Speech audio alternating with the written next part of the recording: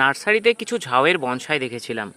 তারপর থেকে ইচ্ছে ছিল একটা ঝাউ গাছের বনসাই করার, কারণ তখন আমি নার্সারিতে প্রথম দেখেছিলাম, ভীষণ ভালো লেগেছিল। তো তারপর থেকে আমি একটা ঝাউ গাছ কিনে আনি এবং ধীরে ধীরে গাছটিকে বনসাইয়ের দিকে এগিয়ে নিয়ে যাই।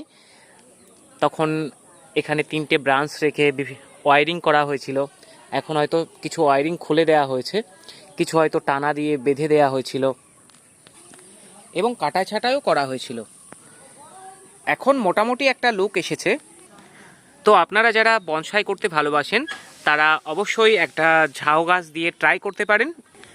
আমার ক্ষুদ্র অভিজ্ঞতা দিয়ে আমার যতটুকু সামর্থ্য ততটুকুভাবে করেছি। আপনারা সাজেস্ট করতে পারেন এই বনসাইটির সৌন্দর্য আরও কিভাবে বৃদ্ধি করা যায়। তাছাড়াও ছাদ বাগানে 2-1টা বনসাই থাকলে ভালোই লাগে, একটা কমপ্লিট প্যাকেজ।